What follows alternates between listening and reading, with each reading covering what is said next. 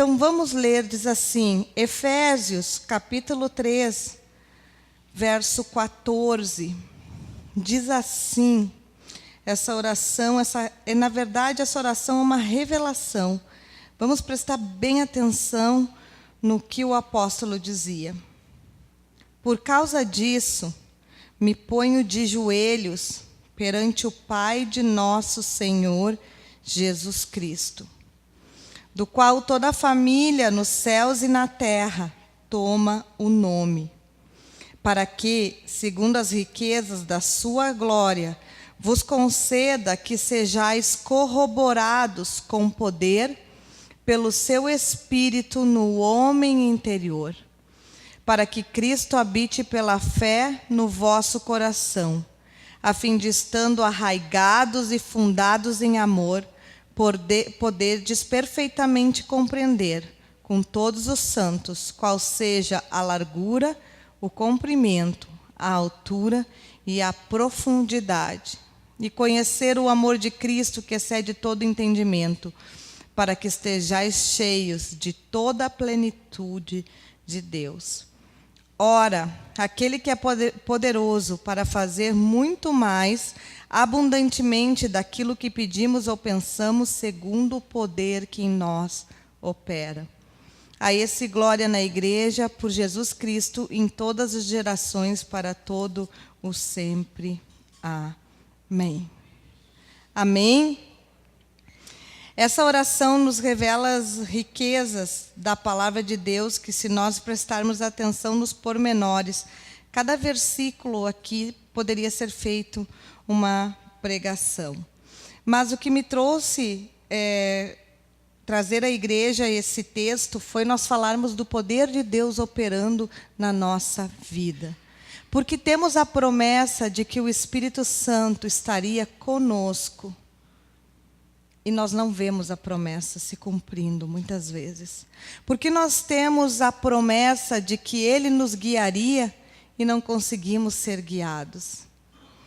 Porque nós queremos que o Espírito Santo haja com poder nas nossas vidas e muitas vezes nós nos frustramos.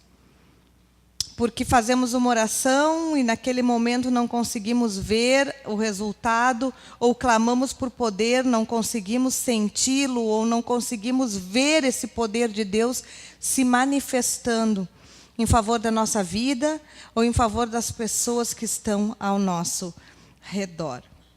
Veja, irmãos, que aqui, quando Paulo começa a orar, ele começa a nos trazer uma chave. A primeira chave para o Espírito Santo se manifestar, para nós termos poder de Deus na nossa vida, na nossa igreja, na nossa família, no contexto que nós fazemos parte, é a unidade. Diga unidade. Porque é tão difícil sermos um. Por que é tão difícil sermos um? Porque o inimigo sabe e ele trabalha para que não haja unidade na família, não haja unidade do casal, não haja unidade da igreja, porque Paulo começa nos trazendo uma revelação no verso 16, no verso 15, que ele diz: do qual toda a família nos céus e na terra toma o nome. Que família é essa? É a família da fé. Que família é essa? Essa família aqui que Paulo se refere são os irmãos em Cristo, porque Jesus veio para os judeus e os seus o rejeitaram, e porque o rejeitaram, a salvação foi estendida a todos os povos, aos gentios e a todos. E a Bíblia nos ensina que quando nós confessamos Jesus como nosso Senhor e Salvador, nós somos adotados. Amém? E passamos então a sermos co-irmãos com Cristo e filhos de Deus. Então nós vemos aqui um primeiro princípio. Se você quer o poder de Deus no seu casamento, se você quer o poder de Deus na sua família, se você quer o poder de Deus na sua empresa, se você quer ver o poder de Deus na igreja, unidade. Unidade é família. E o engraçado aqui, irmãos, que todos nós temos um monte de problemas na nossa família. Não é verdade? Ou tem alguém aqui com uma família perfeita? Não. Família perfeita, ela é imperfeita. Temos as dificuldades. E assim, irmãos, é na igreja, assim é na empresa, assim é no ambiente onde Deus nos plantou. Nós precisamos gerar espírito de unidade. Amém? O que é unidade? Sermos um. Porque o Espírito Santo não atua onde há divisão. O Espírito Santo não atua onde há separação. O Espírito Santo de Deus não atua num reino dividido. E nós sabemos que para termos influência no mundo espiritual, para mudarmos no espiritual aquilo que nós não conseguimos mudar no natural, nós precisamos do poder de Deus. E para termos poder de Deus, precisamos ter unidade. E aqui, irmãos, quando o apóstolo fala, me ponho de joelhos perante o Pai do nosso Senhor Jesus Cristo, do qual toda a família nos céus e na terra toma o nome. Nós temos o nome de Jesus. Amém? Nome dado sobre todo o nome. Mas para que esse poder do nome de Jesus se manifeste na nossa vida, nós precisamos viver em unidade. Amém? Significa que você escolheu a família que você nasceu? Alguém aqui escolheu? Não. Mas existem coisas que nós queremos mudar no nosso pai e na nossa mãe, não é verdade? Não é verdade? Todos nós temos um primo mala. Não é verdade? Que nós devemos amar e suportar ele em amor, mala sem alça.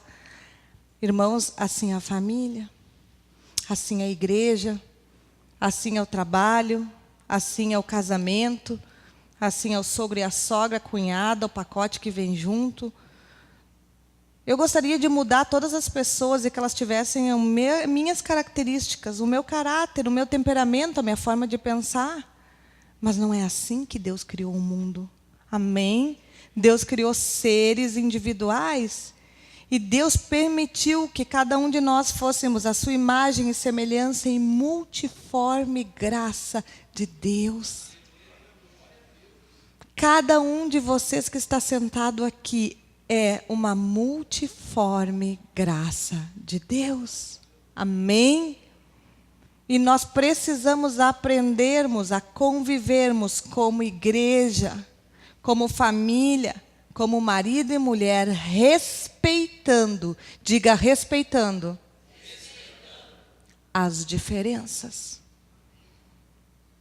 Eu queria que todos vocês fossem colorados, mas infelizmente... Graças a Deus pelos gremistas, senão não teria jogo.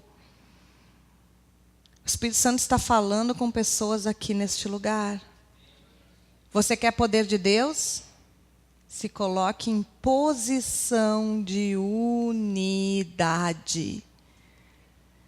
E o apóstolo segue dizendo, para que segundo as riquezas da sua glória, aleluia, riquezas da sua glória, vos conceda que sejais corroborados com poder pelo seu Espírito no homem interior. Riquezas da sua glória. Que riquezas são essas que Paulo falava? Riquezas da glória de Deus. O que você entende por riquezas da glória de Deus? Aqui ele estava falando de coisas espirituais, de coisas que a nossa mente não consegue compreender, de coisas que estão acima da nossa capacidade de controle ou conhecimento humano. Paulo foi arrebatado. Paulo ouviu e viu coisas sobrenaturais do Senhor. E quando ele dizia que Deus vos conceda as riquezas da sua glória, ele sabia exatamente do poder que havia nessas riquezas que estavam ocultas. Amém? E mesmo assim, Paulo, tendo sido um homem de Deus, um apóstolo, Deus permitiu que sobre ele viesse um espinho na sua carne, para que a soberba não se tomasse conta de quem Paulo era. Aleluia! Porque ele chegou a lugares espirituais que, quem sabe, muitos de nós nunca chegaremos diante de Deus, em experiências para com Deus. E ele estava aqui desejando que nós pudéssemos conhecer as riquezas da glória de Deus. E ele segue dizendo, para que nós sejamos corroborados. Em outras versões diz robustecidos, fortalecidos com poder pelo seu Espírito no homem interior. Aleluia! Aqui ele estava falando das coisas espirituais, para que Cristo habite pela fé no vosso coração, a fim de, estando arraigados e fundados em amor, poderdes perfeitamente compreender com todos os santos qual seja a largura, o comprimento, a altura e a profundidade, o conhecer do amor de Cristo. Aleluia! Irmãos, vejam que aqui em Atos 1, verso 45, vamos lá em Atos, capítulo 1.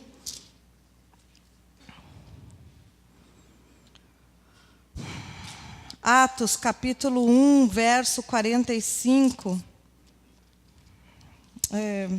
4 e 5.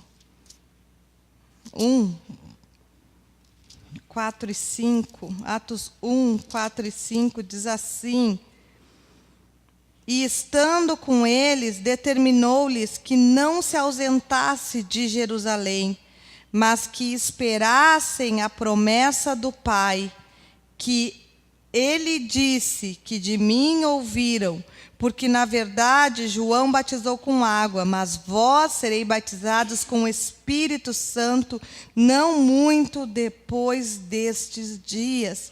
Aleluia! Que estava falando o batismo, o revestimento de poder. E veja que aqui Cristo estava relembrando aos seus discípulos que esperem a promessa do Pai. Ali havia uma ordem, havia uma determinação, dizendo: esperem o que há de acontecer. Mas quem aqui de nós tem a virtude da paciência? Como é difícil esperar. Não é verdade? Como é difícil esperar. Porque nós temos a angústia de ver as coisas realizadas e concretizadas. Nós temos a angústia de que as coisas sejam exatamente da forma que nós imaginamos ou queremos. E nós sabemos que no reino de Deus as coisas não funcionam como eu quero, nem como você quer. Funcionam como Ele quer. Aleluia! E nós precisamos, irmãos, começar a entender que nós não estamos num clube social, nós não estamos numa rede de relacionamento, nós estamos numa igreja. E a igreja, Jesus é o cabeça. E Ele nos dá a ordem e nós baixamos a nossa cabeça e obedecemos. Claramente, Jesus falou aqui aos seus discípulos: não se ausentem de Jerusalém. O Filho de Deus estava dizendo, e ele prossegue dizendo: esperem a promessa do Pai. O que teria acontecido com os discípulos se não houvessem esperado? Quantas vezes nós somos afobados, não é verdade? Angustiados, e não conseguimos sequer ter o discernimento de ouvir a direção do Espírito Santo de Deus. No verso 7, no verso 6, a Bíblia diz em Atos 1:6, aqueles, pois, que haviam reunido, perguntaram-lhe: Senhor, tu restaurarás tu neste tempo o reino a Israel?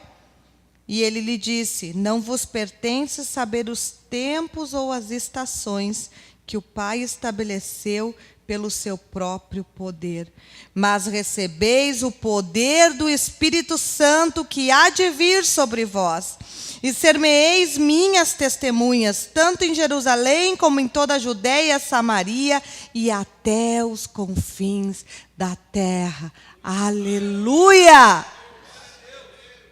Aqui os discípulos queriam saber o dia e a hora que Deus iria fazer. Você não se identifica com esses discípulos? Quantas vezes nós questionamos a Deus o dia e a hora que Ele vai agir, que Ele vai manifestar, que Ele vai fazer justiça, que Ele vai vingar a minha dor, que Ele vai botar o meu irmão no lugar que ele merece? Não, glória a Deus que aqui ninguém pensa assim, amém? Todo mundo curado, sarado. Mas aqui, irmãos, existia uma ordem e uma promessa. E o Espírito Santo, ele tem vários ministérios na minha e na sua vida. O Espírito Santo tem o ministério de convencer do juízo, do pecado, do juízo e da justiça. Quem convence é o Espírito Santo. Não sou eu nem você. É por isso que enquanto o Espírito Santo não me convencer que determinado comportamento meu é pecado e me traz morte, não tem pastor, não tem líder, não tem pai, não tem mãe, não tem marido, não tem esposa que faça a pessoa largar. Porque quem convence é o Espírito Santo. Amém? O Espírito Santo tem o poder de nos moldar conforme a imagem de Deus. O Espírito Santo tem o poder de transformar, fortalecer, nos fazer fortes espiritualmente e vencedores. E se nós formos analisar a história da igreja lá em Atos, todos os grandes acontecimentos que até hoje nos empolgam, foram por intermédio de quem? Do Espírito Santo de Deus. A Bíblia fala que Pedro se levantou, pregou e num dia batizou quantas pessoas? 30? Não. 3.000 pessoas. Pedro, aquele que negou a Jesus, aquele que dias atrás negou a Jesus. Aleluia. O Senhor tomou ele, se arrependeu, se levantou e batizou 3.000 pessoas. E a sua sombra curou os enfermos. O que é isso? Poder de Deus. Mas será que Pedro ficaria nessa igreja? Será que os irmãos teriam misericórdia de Pedro ou iam querer cercar Pedro, porque negou a Cristo? Vocês não acham um paradoxo, um complexo? Ele negou a Cristo e depois ele foi tremendamente usado nas mãos de Deus. Por quê? Porque Pedro era humano como eu e você. Estava sujeito às emoções e paixões, assim como eu e você, aos erros e aos acertos. E o Senhor permitiu para nos mostrar que o poder não era de Pedro, mas era o Espírito Santo agindo na vida de Pedro, que fazia a diferença. Aleluia! Lá em Samaria, em Jerusalém, e vai fazer a diferença aqui em Novo Hamburgo. É o poder do Espírito Santo na minha e na sua vida que vai fazer a diferença onde nós estivermos. Aleluia! Irmãos, nós vimos aqui, por que então nós não experimentamos o poder do Espírito Santo na nossa vida, que traz cura, traz libertação, tem ministério de convencer do pecado, do juízo e da justiça, tem o poder e o ministério de nos fazer a imagem e semelhança de Deus, nos transformar, nos moldar. Então nós perguntamos, por que não experimentamos o poder do Espírito Santo? Porque não permitimos que o Espírito Santo tenha o controle sobre nós. Nós não permitimos que o Espírito de Deus se apodere das nossas vidas. Sabe por quê, irmãos? Porque para entrar um tem que sair outro. Para que o Espírito Santo de Deus se apodere de mim e de você, nós precisamos deixar com que o nosso eu morra. Aleluia? Bah, só um aleluia. Só vamos ter um velório aqui nessa noite. Irmãos, o papel do Espírito Santo é de guiar a igreja, dirigir, ensinar, consolar. O Senhor disse: vocês não estarão órfãos, eis que eu enviarei o Consolador, o Espírito da verdade. O Espírito da verdade. Por isso, onde está o Espírito Santo, a mentira não prospera. Porque Ele é o caminho, a verdade e a vida. Aleluia! Irmãos, o Espírito Santo veio para robustecer, limpar, transformar e quebrantar a vida da igreja. Amém? E nós aprendemos aqui pela Escritura. Vamos abrir lá em Mateus 16, 24 e 25. Aleluia. O Evangelho de Mateus. Estão acompanhando? Poder de Deus na nossa vida. Por que o poder de Deus não se manifesta em nós? Porque não permitimos que o Espírito Santo nos controle. Porque não permitimos que o Espírito Santo nos guie. Porque Jesus disse em Mateus 24 e 25... Então disse Jesus a seus discípulos: se alguém quiser vir após mim, renuncie-se a si mesmo, tome sobre si a sua cruz e siga-me. Porque aquele que quiser salvar a sua vida, perdê-la-á.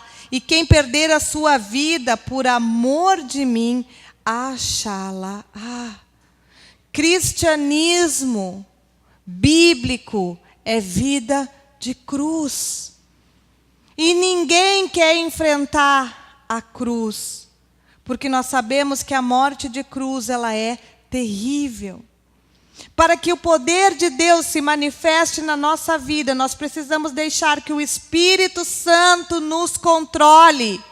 Diga: controle. Controle. Sabe o que é o controle? Quando nós temos um controle na mão, nós decidimos o que nós vamos fazer. Liga ou desliga, aumenta ou baixa, troca ou deixa assim. E para que o Espírito Santo de Deus me controle, eu preciso esvaziar-me de quem? De mim mesma. Eu preciso deixar com que o meu eu seja esvaziado, para que então eu possa entender o significado de seguir a Jesus. Não ser guiado mais pela minha alma, mas ser guiado pelo Espírito Santo de Deus. Aleluia! É abençoar quando a sua vontade é matar. É bendizer quando a sua vontade é amaldiçoar. É estender a mão quando a sua vontade é dizer: tomara que morra. É não ser guiado pelos sentimentos da nossa alma, das nossas emoções, mas sermos controlados pelo Espírito Santo de Deus. Aleluia! Se nós olharmos em Mateus 3, capítulo 17, quando Jesus foi batizado, Jesus tinha sobre ele o que repousava sobre Jesus no seu batismo: o Espírito Santo.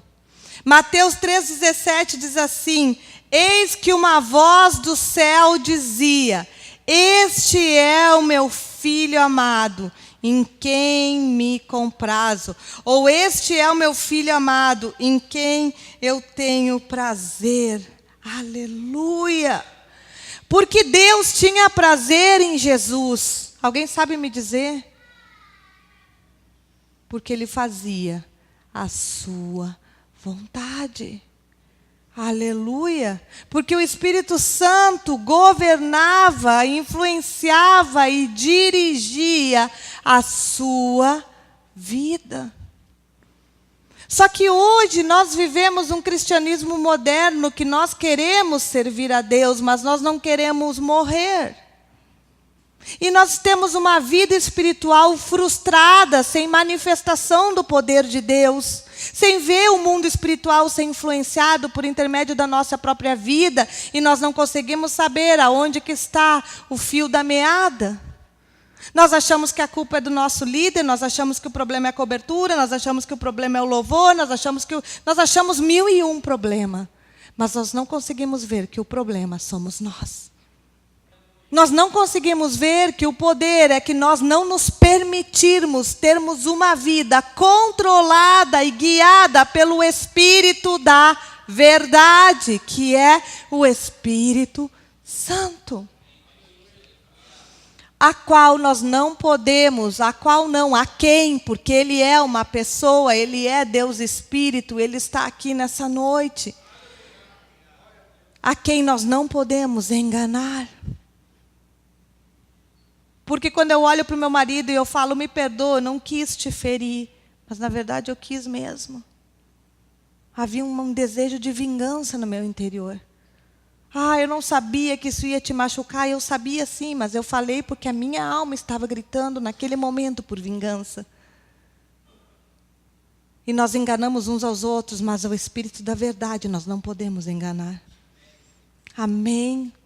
Então a Bíblia me ensina que Deus, o Espírito Santo, estava sobre Jesus, porque Jesus fazia a vontade do Pai.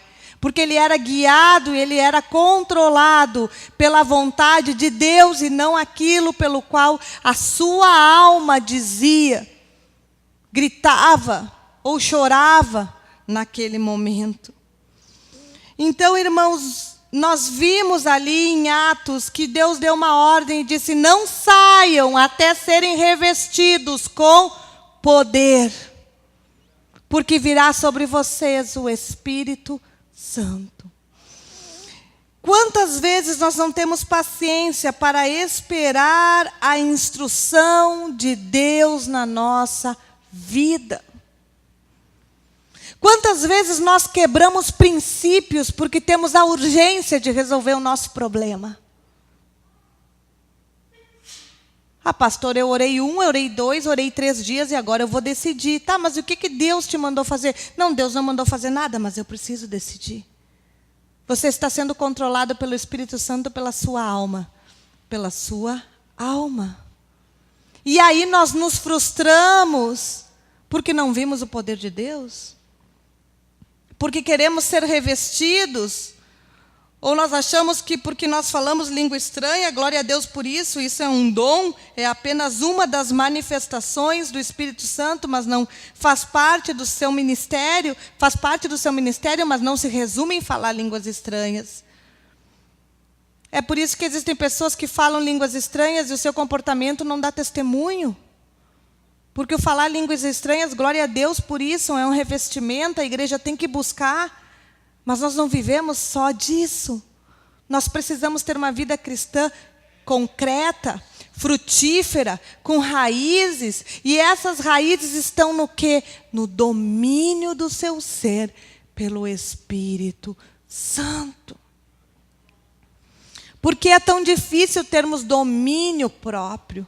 Por que é tão difícil controlar os nossos pensamentos? Por que é tão difícil controlar o que sai da nossa boca? Por que é tão difícil ter misericórdia quando Deus nos pede misericórdia? E aí nós vamos lendo aqui na palavra de Deus, aleluia, que nós precisamos, irmãos, que o nosso homem interior, qual que é o nosso homem interior? A minha mulher espiritual, o seu homem espiritual, seja o quê? Revestido com o quê? Com o poder de Deus. E é por isso que lá em Efésios, aonde nós estamos lendo, a oração de Paulo diz, para que segundo as riquezas da sua glória, vos conceda que sejais corroborados, quer dizer, fortalecidos com poder pelo seu Espírito no homem interior, para que Cristo habite pela fé no vosso coração. Cristo não vai habitar pela fé no nosso coração por eu dizer apenas que eu sou cristã. A Bíblia aqui está me dizendo, antecedente e consequente, que Cristo vai habitar pela fé no meu coração, quando as riquezas da glória de Deus forem conhecidas por mim e me seja concedido que o meu homem interior seja fortalecido. E do que ele está falando aqui? Aqui Paulo está falando da luta da carne contra o espírito.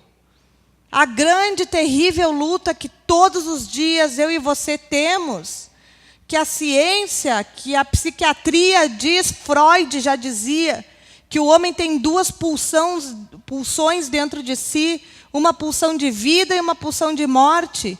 O que é isso, se não é a luta da carne contra o espírito, que todos nós vivemos a cada minuto da nossa vida?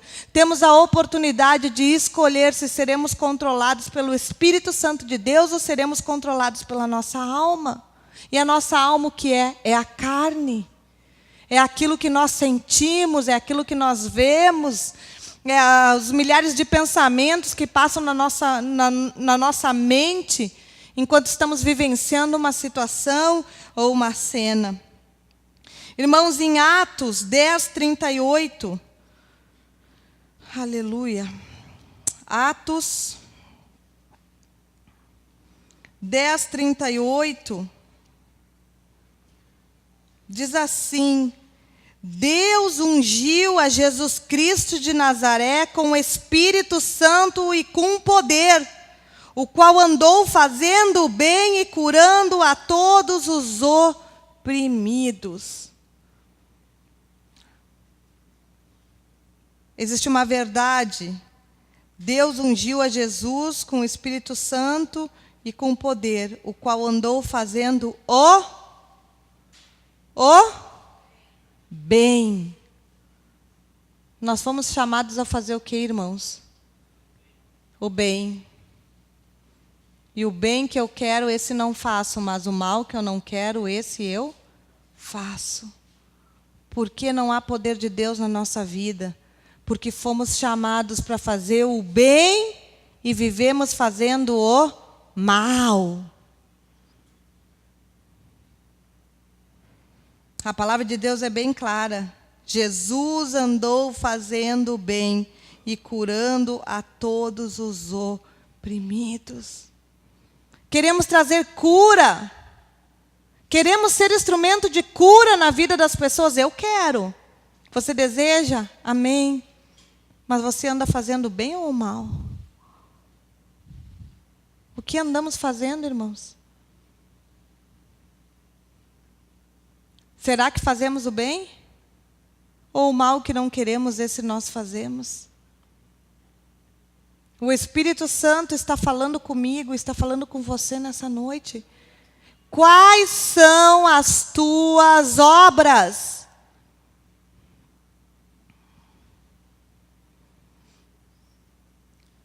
O que temos para apresentar hoje diante de Deus? Se morrêssemos hoje, quais seriam as minhas obras? Quais seriam as tuas obras? Porque a Bíblia diz que Ele nos chamou para fazermos o bem.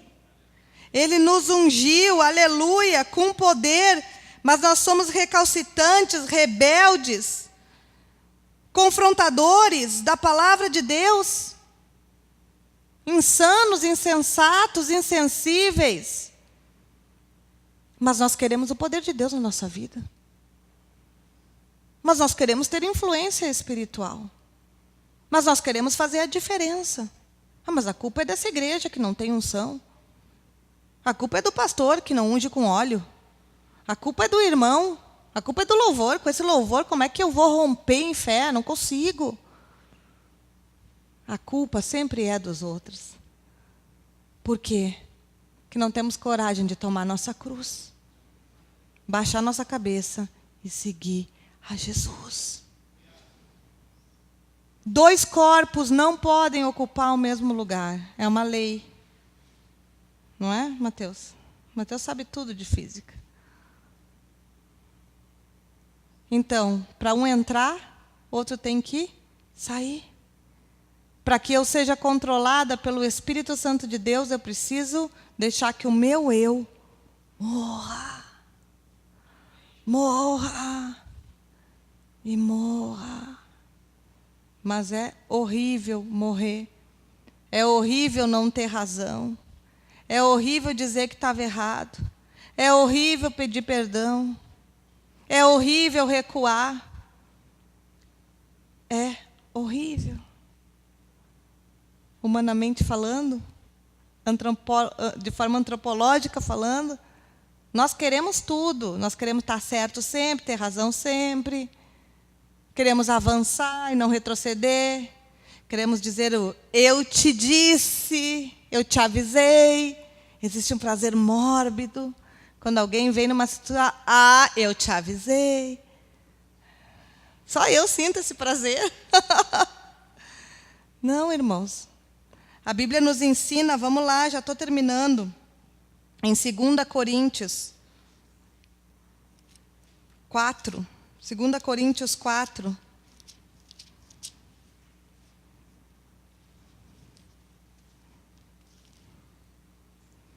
Segunda Coríntios 4, verso 16, a palavra de Deus diz assim: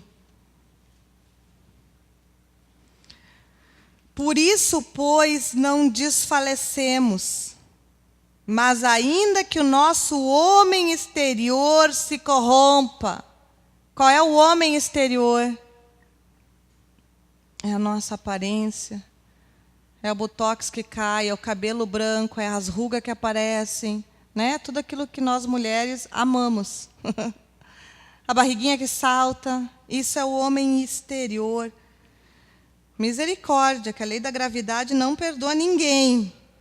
Nosso homem exterior se corrompa, o interior, contudo, se renova de dia em dia.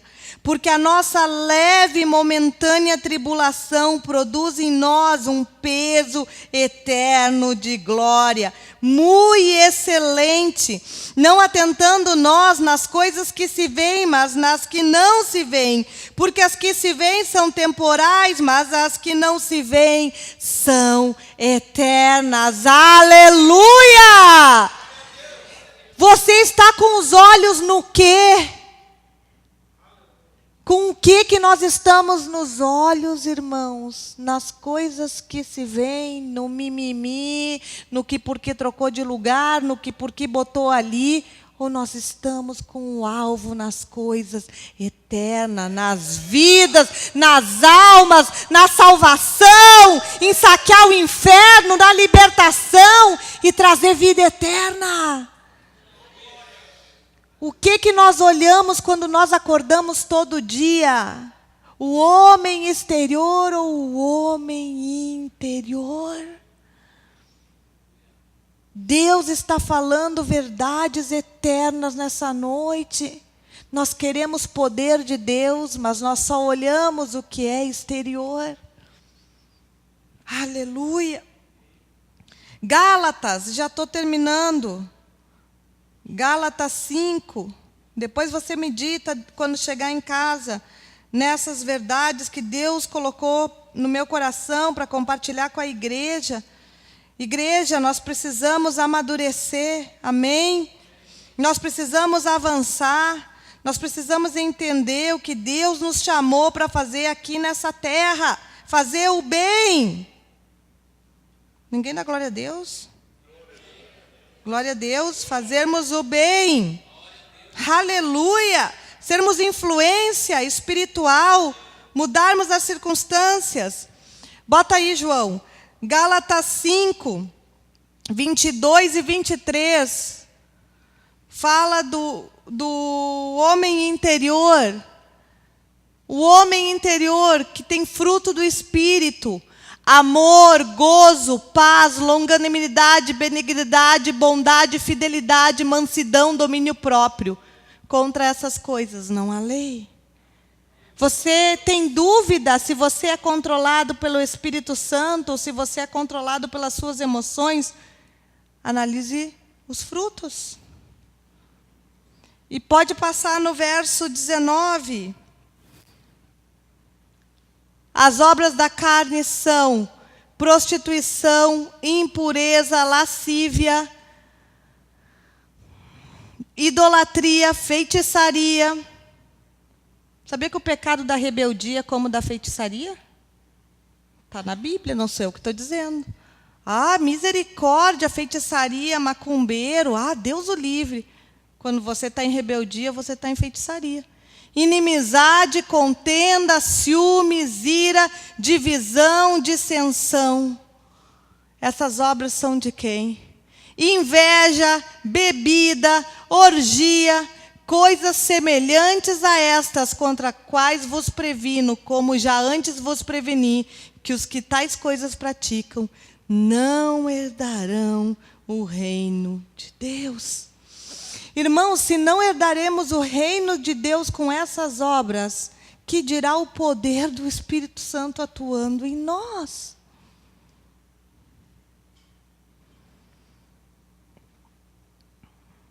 Verso 17. Diz assim: para que Cristo habite pela fé no vosso coração, a fim de que, estando arraigados e fundados em amor, poderdes perfeitamente compreender com todos os santos qual seja a largura, o comprimento, a altura e a profundidade, conhecer o amor de Cristo, que excede todo entendimento, para que sejais cheios de toda a plenitude de Deus.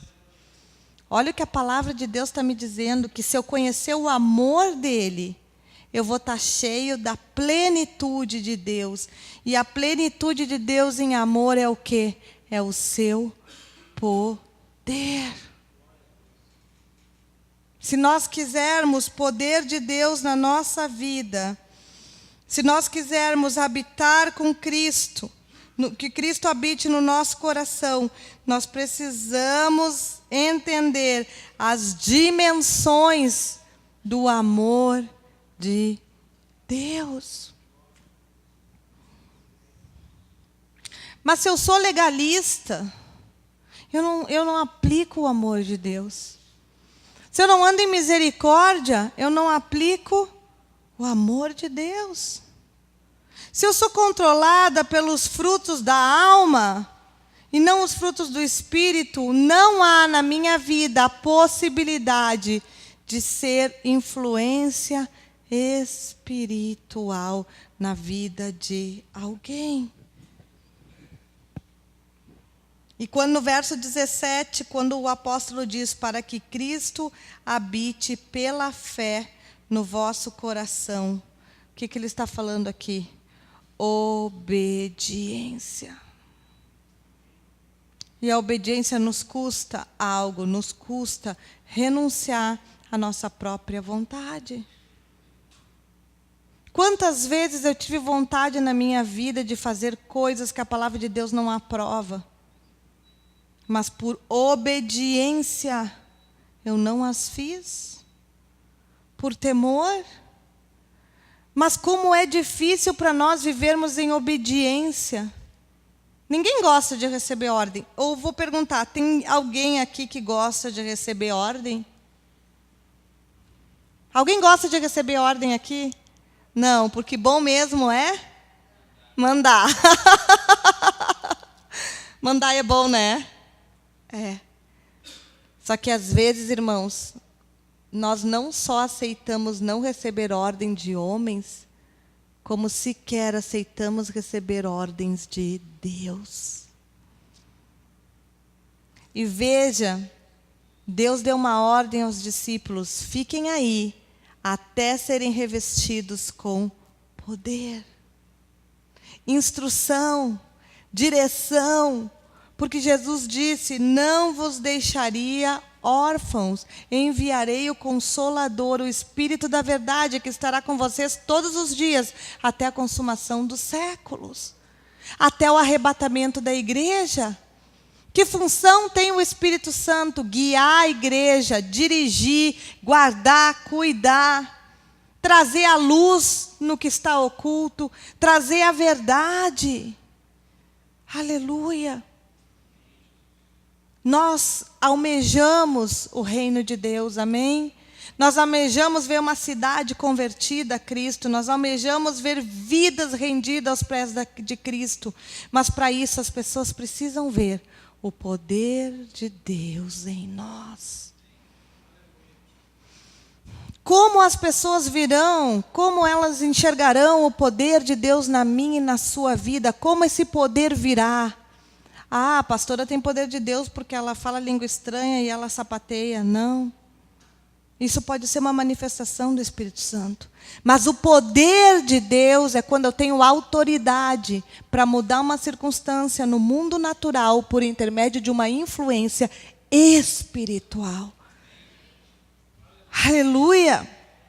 Como é bom nós a cada dia poder mudar as circunstâncias que se apresentam em nosso favor por intermédio não de armas naturais, mas de armas espirituais. E nós aprendemos que o poder de Deus não se manifesta muitas vezes na nossa vida, porque nós não permitimos que o Espírito de Deus nos controle. Ouça a voz do Espírito Santo, irmãos. Obedeça. Não se mova enquanto Deus não der a instrução. Foi o que os discípulos fizeram. Eles obedeceram. Não quebre princípios para tentar resolver um problema urgente. Porque nós pagamos o preço depois, um alto preço. Nós precisamos ser obedientes ao Senhor e à sua palavra. Para que Deus possa levantar neste lugar uma igreja cheia do poder do Espírito Santo de Deus. Aleluia! Uma igreja que não está olhando para o natural, mas está olhando para o espiritual. Uma igreja que consegue enxergar nas pessoas uma vida, uma alma, a misericórdia, a compaixão, o favor. Porque ser igreja, nós precisamos militar um do lado do outro. Um dá a mão para o outro. Um ajudar o outro na fraqueza. Quando um cai, o outro levanta. Esse é o sentido, é para isso que Deus nos chamou. Vivemos em unidade, porque a Bíblia diz que nós somos uma família. Aleluia! Eu quero perguntar a você nessa noite, o que você tem feito com o poder de Deus na sua vida? O que temos feito com o poder de Deus? Irmão, se você não despertou do sono profundo, desperte nessa noite. Existe algo mais. Tem chamado para você, tem ministério para você. Você não foi chamado a ter uma vida cristã medíocre, onde você senta, chega da igreja, senta, levanta, vai embora e é mais um culto. Não. Deus te chamou a você ser e fazer a diferença. Aleluia! Mas para isso existe um preço a ser pago. Morte. Morte de cruz, morte do eu, morte do meu desejo, morte do que eu quero, morte de como eu acho, morte de como eu mando. E submissão total ao controle e ao domínio do Espírito Santo de Deus. Aleluia.